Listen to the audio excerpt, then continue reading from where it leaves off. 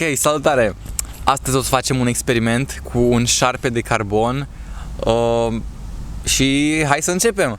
Ca să începem experimentul aveți nevoie de, în primul rând, o tavă și pe tava aceea e recomandat să puneți un pic de folie de aluminiu ca să nu vi se strice tava sau să aibă ceva damages.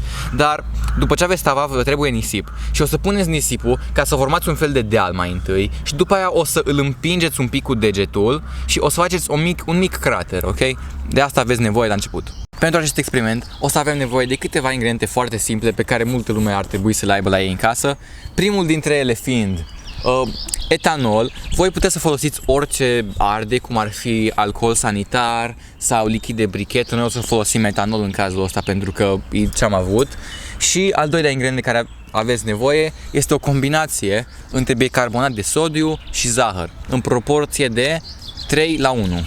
Deci 3 lingurițe de zahăr, o linguriță de bicarbonat de sodiu. Și acum o să începem experimentul.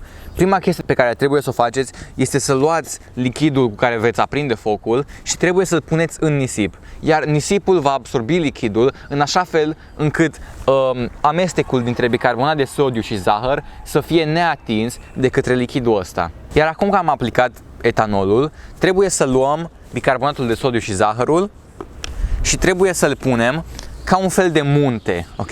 Cam atâta, până când umpleți craterul. Iar acum urmează următorul pas și acela este să dăm direct foc la experimentul nostru. Ok, asta este încercarea 6. De data asta am încercat altă formă de zahăr care sper să funcționeze mult mai bine.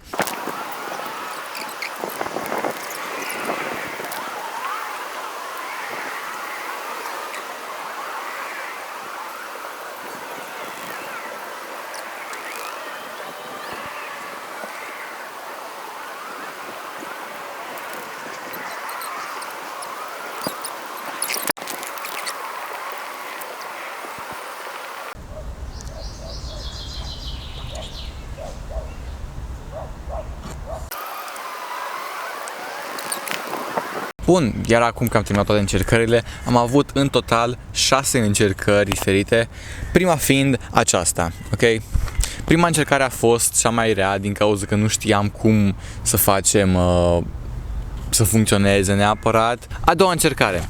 Aceasta este a doua încercare, care a ieșit mult mai bine, am observat că chiar a crescut destul de mult. În încercarea a doua am încercat să punem mai puțin zahăr. În încercarea 3, din câte vedeți, a ieșit mult mai lungă, mult mai încovoiată și mult mai groasă la bază, cel puțin. În încercarea a 4-a, dacă o întorc puțin încoace, se vede aici că e un pic auriu. La încercarea 5, asta a ieșit, cred că cea mai groasă dintre toate și am observat că nu au crescut foarte mult și cred că motivul acestei întâmplări este din cauza că dacă o întorc pe spate, o să vedeți că practic a format un crater în experiment și craterul ăsta a acoperit tot zahărul care era de dedesubt. Deci tot ce trebuia să fie aici înăuntru, tot zahărul ăla, nu s-a ars pentru că marginea o acoperit tot și nu a mai avut cum să ajungă acolo focul și oxigenul. Ultima încercare, încercarea 6-a, mi se pare mie cel puțin că a ieșit cel mai bine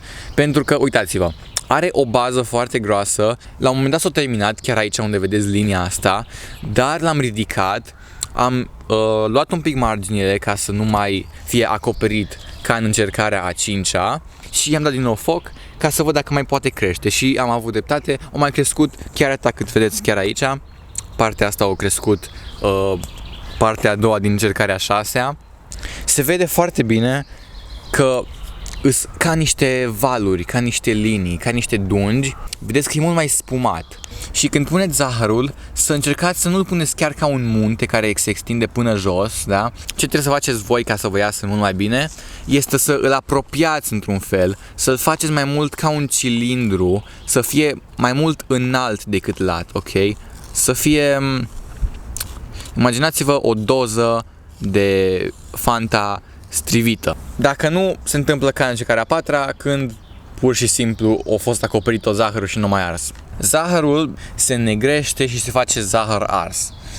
Și combinat cu bicarbonatul de sodiu, care în același timp, când intră în contact cu un lichid, în cazul nostru fiind zahărul lichid, formează ceva gaz care se ridică Și dacă ăsta a fost tot experimentul, sper că v-a plăcut. Asta a fost explicația, e doar un proiect pentru ora de chimie. Sperăm că primim 10 pentru chestia asta. Așa că o să ne revedem data viitoare. Pa!